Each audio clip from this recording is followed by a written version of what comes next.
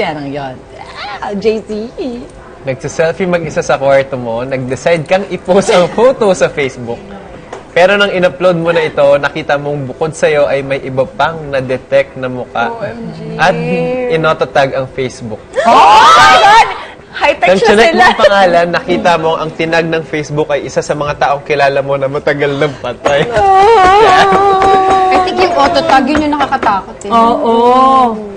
Ibig sabihin, ganun kalinaw yung yes, correct, na na-identify. So kung nangyari sa akin ngayon to, mag-freak out ako kasi may teammate ako nakakamatay lang. Oh my gosh. So, Freak out talaga. Galing nun, freak out. Galing nun. Galing. Ikaw, Seth, nakakatakot talaga yun, no, when you read it. Naglalakad ka mag-isa sa isang madilim na kalsada nang biglang may narinig kang boses ng babaeng humihingi ng tulong. Paglingon mo, may nakita kang babaeng nakaputi at duguan na nakatayo sa mga puno. At nang mag-decide kang lumapit, lumalakad ito papalayo at napansin mong lumulutang ang babaeng nakita mo. Manananggal. White lady? White lady. White lady.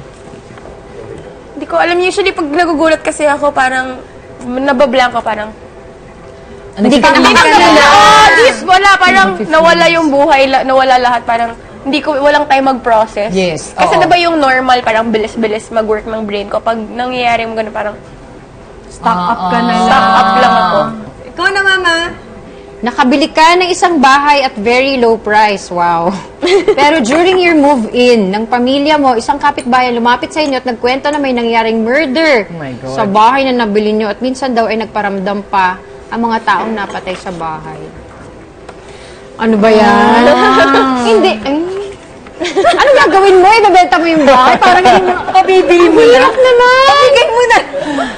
Mars, hindi. Pagbenta mo ulit, pagbakasyonin mo yung kapitbahay. Kasi siya yung taga-ano ng ano eh. Hindi, okay. Tagatawag ng masamang elemento. Siya yung taga-kwento. Iba kasi yung na-murder sa may namatay lang eh, di ba? Oo, totoo. Siguro, paano ba? Siguro, parentahan ka na lang. Hindi. Pwede rin, Mars. Nabili mo na yung bahay, tirahan mo muna. Tingnan mo kung meron nga o walang magpaparamdam. Kasi nga, just like what I said, dito sa bahay namin ngayon, meron talaga. At pag may bagong helper, nagpapakilala sila. Nagpapakita sila. Etong mga kwento ko lang, kasi bigla ko naalala. Years ago, magkaaway kami ni Chris. Yung mga anak ko, sa kwarto namin natutulog. So ako, umakit ako sa kwarto ng mga boys. Wala pa nun sa Eya. Text kami, text. Bandang alas 4, di na siya nagka-text back sa akin. Oo. Tinulugan na ako, sabi ko. Di ba galit na galit ka pa? Ang dami mo pang gustong sabihin, di ka na sinasagot. Maya-maya, may nagbubukas na ng cabinet ni Pa. Basta yung mga nagpaparamdam na, dun malakas sa kwarto ng mga boys. Sabi ko, Lord, pwede po ba sabihin nyo kay Chris, sunduin na po ako. Kasi takot na po ako. 6 o'clock kumatok. Magigising na yung mga anak mo, pupunta na sa eskwelahan, gusto mo bang makita nila na hindi ka doon natulog at magkaaway tayo? Kanina pa kita hinihintay, kanina pa ako, takot na ako. Sabi ko, ba't ngayon mo lang ako? Siyempre, dapat sunduin niya ako, di ba? Pero, so, kahit anong takot, pride pa rin, pride yung naig! Gusto ko yung pride yung naig! Kasi mula na, kung nag-aaway kami, hindi na ako umaalis na kapapabay! Sunduin mo ako! Biyak talaga ako noon. Kasi naman, simula noon, pag nag-aaway kami, hindi na ako umaalis ng kwarto. Wala na kami, magka-talikuran, text, gano'n. Natakot talaga ako. Or ikaw, ay naman, grabe naman. Bakit pag natatakot, nag-water yung eyes, no? Sa takot? Kinabutan ka. Water yung... Ay, gusto to ni VJ.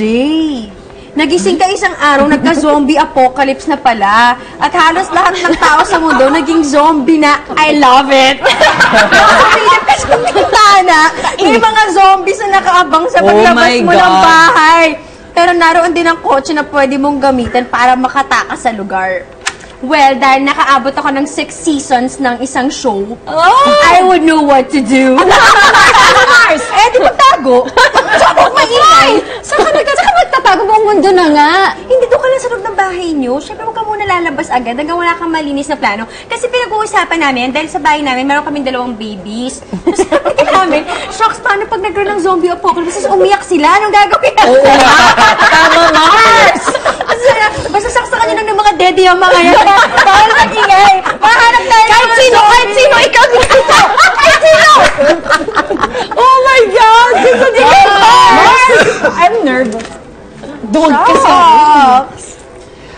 kayo ng friends mo sa isang liblib na bahay, bakit naman namin gagawin yun? Exactly. Outing nyo! Fine. Bumisita kami ng friends mo sa liblib na bayan sa isang probinsya after nyo ma-invite as guest sa kanilang fiesta. Na medyo dumidilim na. May misteryosong matanda na lumapit sa inyo at nagbigay ng warning na umilis na kayo dahil ang lahat ng residente sa bahay na yon ay mga aswang pala Pelikula. at kayo ang handa sa fiesta. Mars, feeling ko hindi ka dapat mag-worry. Bakit? Lugi sila sa Walang makakain. Hindi ka target. Nadaanan nila. Oh, guys, Doon tayo sa iba. Mas malaman. Hindi ako sasama sa'yo pag malamang ako'y makain, hindi ikaw. Nakakula! Uy, pero naalala ko tuloy ko. Pero diba? May probinsya kami pinuntahan dati sa game plan, yung sports show namin. Tapos ganon, probinsyang liblib, may piyesta. Tapos doon, ang piyesta pala doon, syempre pag meron mga panauwing pandangal, kasi bilang mga dayo kami, nandun sa parang covered court nila na open, tama ba?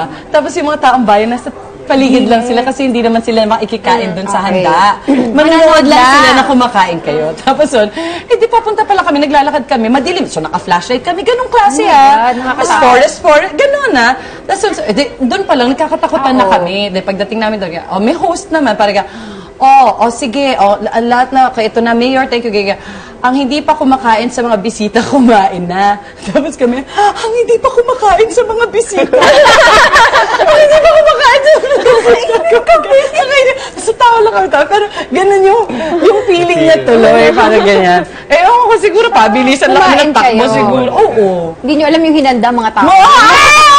Sacrifice pa. Oh my Siguro, God. takbo na lang ng mabilis yan, Mars, kung puro aswang. Basta kailangan wag abutin ng dilim. Oo. Pero nakakatakot yung mga thought. Grabe.